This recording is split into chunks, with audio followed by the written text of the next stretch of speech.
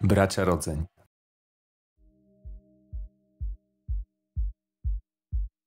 Będziemy zadawać pytania prelegentom, uczestnikom konferencji. Pytanie jest ważne. It's such a brilliant question, how long do you want the answer? 5 minutes. It's a great question. Yes. Once people actually start doing what we're telling them to do? Well, from what I've seen with my the Lifestyle Club, our health coaching service. Well, first, dzień dobry. Dzień dobry. Pleasure to be talking to you. Ja.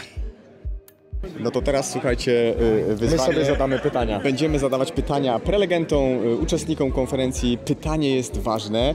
Kiedy myślisz, że epidemia insulinoporności się skończy? Zobaczymy, jak sobie prelegenci poradzą z tym pytaniem. No to dlatego takie pytanie, dlatego że insulinoporność leży u podstaw większości problemów metabolicznych, chorób przewlekłych. Czyli pytanie jest tak naprawdę o to, kiedy skończy się problem z większością chorób przewlekłych na świecie. I ja myślę, że to nie będzie prosta odpowiedź, no bo zdajecie sobie sprawę, że to nie wystarczy powiedzieć i zobaczmy, co myślą prelegenci i uczestnicy tej ankiety na ten temat. I think the insulin resistance pandemic will end.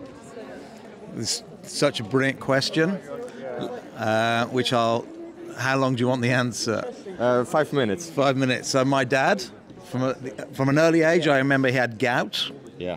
Then he had high blood pressure. Then he's on Viagra. It wasn't until his late 70s he got diagnosed with type 2 diabetes. And his doctor has him on insulin, which we know from Ben Bigman is the worst thing that should happen. So his doctor make him more sick? More sick. Yeah, okay. But more likely to be dead? Twice as likely to have cancer, 3 times more likely to have a heart attack, right? So, but my dad won't listen because he is now in his 80s to his son, who he says has got quacky friend doctors and friends like Ben Bigman. So the question is, when does everybody start to listen? We need more people listening to Ben Bigman. We need more people following the science. We need more people following the logic. This is a lifestyle, food choice decision that's causing the issue. But you take the 2 biggest industries in the world, the pharmaceutical industry, the food industry. It's in their benefit to keep this quiet and keep it squashed and so on. But I totally agree with Ben. You've probably seen my tree of insulin resistance. Yeah. Nearly all chronic illnesses that we worry about today, that we obsess about, that are killing our friends, killing our families, killing everybody we know, are driven by too much insulin. And in the main, too much insulin is driven, to a certain extent, stress and a few other things, but in the main, by the food choices we're making while we're ill-informed about what's happening to that food. All right. So thank you very much. It's for now it's all. Więc zobaczcie, właśnie dowiedzieliśmy się fajnej historii, że ojciec chorował na cukrzycę, miał dnę moczonową i poszedł do lekarza, który przepisał mu insulinę, czyli zgodnie z wykładem profesora Bigmana zwiększył jego ryzyko śmierci, zawału serca, udaru o ładnych 100%. I w którymś momencie on trafił do lekarza, który leczył niskowęglowodanowo, zmienił jego styl życia i to bardzo pomogło. Dlatego w odpowiedzi na nasze pytanie, kiedy minie pandemia insulinoporności, no nie ma jasnej odpowiedzi, bo to zależy od wielu czynników i taka mniej więcej była odpowiedź. So, Dr. Unwin, what do you think, when will this pandemic of insulin resistance will end? It's a great question. Yes. It will end when more people understand the cause of it. All right. And I think we need to think far more. What is the true cause of so much modern illness? Yeah. So the true cause is insulin resistance, but what is causing the insulin resistance? And that is there are 2 important points. Yes. Number 1, how can we prevent insulin resistance? So for me, that's a low-carb diet. The second, really difficult, the holy grail, the thing we're really struggling is how do you manage maintenance over time? All right. So all sorts of things work, but we need them to work permanently. Yes. And I find in clinical practice, a low-carb diet works, but I need ongoing support for people to maintain that. Mm-hmm. And I think clinicians all over the world need to think very carefully about supporting drug-free remission and improving insulin sensitivity, supporting it long-term. how can we best support people's improvement throughout their life? Community. Yes, Yeah. and groups, and Yeah. social media, Yeah. and the food environment, Yeah. and governments, and Yeah. taxation of junk food. Yeah. And my suggestion is we should tax junk food and we should subsidize healthy whole foods produced locally. All right. Those are a few suggestions. Yeah. So, thank you very much. Mamy tutaj profesora Bigmana, no, autorytet światowy. Fajnie, że współpracujemy razem. Mamy jedno pytanie. Dr. Bigman, when do you think the insulin resistance epidemic will end? Once people actually start doing what we're telling them to do. I can't give it a year. I don't know what year. But the moment enough voices are singing the same song, acknowledging how insulin resistance is the most common problem and how the way we eat is causing it, then we start changing the way we eat and then the disease will go away. So when will the problem get better? Once more people start saying the same thing we're saying and people start believing it. Thank you. This was the question. Mamy tutaj, you are dietitian. So I am a dietitian. Yeah. I went back to university 2 years ago to redo a master's in nutrition. My original degree was in dietetics in 1989. And when I practiced as a student dietitian, nobody was interested in diet. It was really depressing. Yeah. So I went into IT. I worked as an IT consultant for 12 years. And I've been a teacher for 20 years. I will be interrupting in Polish sometimes, but don't that's fine. I love Polish. Mamy tutaj dietetyczkę, która cieszy się, że w końcu można zalecać styl niskowęglowodanowy i mam to ważne pytanie. When do you think, Helen, the insulin resistance epidemic will end? Well, from what I've seen with my the Lifestyle Club, our health coaching service, it's so easy for people, once they get behind this, for them to make changes and to see incredible results. So potentially it could be quite soon, but in order to persuade the healthcare system, the government that this is possible, we're going to have to make a big noise. Yeah, that's it. Thank you. This was the question.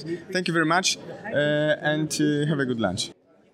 Helen była optymistyczna, wypowiedź była optymistyczna, dlatego że oni tutaj w Anglii naprawdę bardzo prężnie działają, tworzą kluby, tworzą spotkania. System, czyli tak zwany odpowiednik NFZ-u włączył się do tej walki o zdrowie metaboliczne, dlatego Helen jest optymistyczna, ale zauważa, że jednak te struktury i świat, w którym ten system działa, czyli wiecie, przemysł, no jednak będzie przeszkadzał, więc jesteśmy dobrej nadziei, że to kolejne kroki w drodze do zdrowia metabolicznego. Odpowiedź jest prosta. Macie dwie możliwości.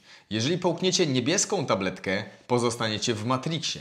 A co jeśli wybierzecie czerwoną?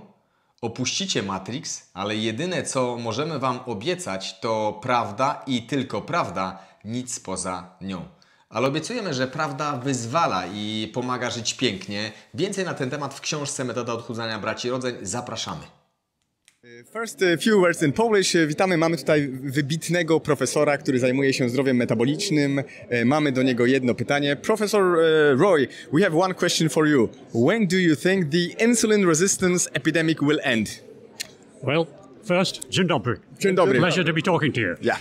It will only end when we recognize the problem of weight gain in society and take action. Because if we look back to societies where weight gain is unusual, then we find no such problem. We have lots of examples of different genetically composed groups of people in different environments. It's the environment that brings out whatever risk they have. So my answer is quite simple. We need to move to a state of control of fast foods especially, with their hidden sugars, so dangerous, and awareness of the importance of maintaining constant weight in adult life. We should be able to fit into the trousers we wore when we were 21. Of course. That's important. So, according to what you said, what is, in your opinion, the best advice we could give the patient to lose weight? To focus upon achieving the goal,